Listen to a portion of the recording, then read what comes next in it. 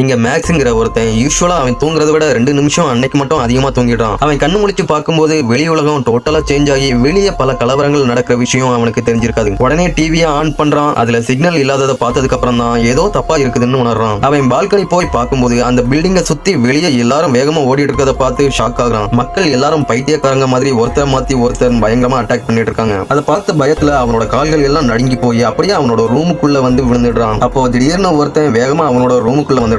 அவன் உள்ள நுழைஞ்சதை பார்த்ததும் மேக்ஸுக்கு பயம் ரொம்ப அதிகமாகுது. உடனே அவனை வீட்டை விட்டு வெளியே போன்னு கத்துறான். ஆனா அவன் ரொம்ப பதட்டத்துல, நான் உங்களோட பக்கத்து வீட்டுக்காரன் தான். கொஞ்ச நேரத்துக்கு முன்னாடி என்னோட ரூம்ல இருந்த என்னோட ஃப்ரெண்டு திடீர்னு என்ன அட்டாக் பண்ணிட்டான். அதனால தப்பிச்சு ஓடும்போது உங்களோட ரூம் ஓபன்ல இருந்ததால உள்ள வந்துட்டேன், தப்பா நினைச்சுக்காதீங்கன்னு சொல்லிட்டு மேக்ஸ் சுதாரிக்கிறதுக்குள்ள வேகமா அவனோட ரூம்ல இருந்த பாத்ரூம் போயிட்டு அவனோட காயங்களை கிளீன் பண்ண போயிட்டான். அதை பார்த்து ஷாக்கான மேக்ஸ் உடனே சேஃப்டிக்காக அவனோட கையில ஒரு கத்தியை எடுக்கிறான். அப்போ சடனா டிவில சிக்னல் வந்து நியூஸ் ஓட ஆரம்பிக்குது. அப்போ சிட்டி ஃபுல்லா ஒரு பயங்கரமான வைரஸ் பரவிட்டு இருக்கிறதா சொல்றாங்க. அந்த வைரஸால பாதிக்கப்பட்டவங்க கொஞ்ச நேரத்துல மனுஷங்களை சாப்பிடுற கொடூர அரக்கர்களா மாறிடுவாங்க. ஒரு சின்ன நகைக்கீரல் இல்லனா ஒரு கடி வாங்கினா போதும் அந்த வைரஸ் ஈஸியா ஸ்ப்ரெட் ஆகிடும். இதை கேட்ட உடனே மேக்ஸுக்கு வீட்டுக்குள்ள நுழைஞ்ச அந்த பக்கத்து வீட்டுக்காரன் சொன்ன விஷயம் தான் ஞாபகத்துக்கு வருது. உடனே மேக்ஸ் கொஞ்சம் உஷாராகிறான். ஆனா அந்த மனுஷன் எக்ஸ்பிளைன் பண்ண ஆரம்பிக்கும் போது அவனோட கண்கள் ரெண்டும் சிவந்து ரெட் கலர்ல மாறிடுது. அந்த ஆள் அந்த வைரஸால அஃபெக்ட் ஆகிக்கிட்டு இருக்கிறாங்கிறதுக்கான அறிகுறிகள் தான் அது. அதிர்ஷ்டவசமா அவன் முழு மிருகமா மாறுறதுக்கு முன்னாடியே மேக்ஸ் அவனோட கத்திய காட்டி வீட்டை விட்டு வெளியே விரட்டி விட்டுடுறான். உடனே டோர் லென்ஸ் வழியா வெளியே எட்டி பார்க்கறான். அப்போ அந்த மனுஷனை அங்க இருந்த வைரஸால பாதிக்கப்பட்டவங்க எல்லாரும் அப்படியே உயிரோட கிழிச்சு கொன்னு சாப்பிடுறாங்க. அதை பார்த்து ஷாக் ஆகி அப்படியே தரையில விழுந்துட்டான். இன்னும் கொஞ்ச நேரம் எக்ஸ்ட்ரா ஆகியிருந்தா அதே நிலைமை நமக்கும் வந்திருக்கும்னு நினைக்கிறான். அப்போ திடீர்னு அவனுக்கு ஒரு மெசேஜ் வருது. அதுல அவனோட ஃபேமிலியில இருக்கிறவங்க எல்லாரும் சேஃப்டியா இருக்கிறோம்னு அனுப்பியிருப்பாங்க. அதை பார்த்ததுக்கு அப்புறம் தான் அவனுக்கு கொஞ்சம் உயிர் வருது. உடனே அவனோட ஃபேமிலி போட்டோவுக்கு மேல அவங்க எப்படியாவது உயிர் படைக்கணும்னு எழுதி வைக்கிறான். அப்படியே 6 நாள் ஆகிடுது. அவனோட போன்லயும் இன்னும் சிக்னல் வந்திருக்காது. அந்த டைம்ல வீட்டுக்குள்ள யாரும் நுழைஞ்சிட கூடாதுன்னு எல்லா பொருட்களையும் வச்சு டோரை டைட்டா க்ளோஸ் பண்ணிடுறான். வெளியே இருக்கிறவங்களுக்கு உள்ள அவன் இருக்கிற விஷயம் தெரிஞ்சிட கூடாதுன்னு விண்டோலையும் நிறைய பேப்பர்ஸை ஒட்டி வச்சிடுறான். 19வது நாள் வெளியுலகம் ரொம்ப அமைதியா மாறிடுது.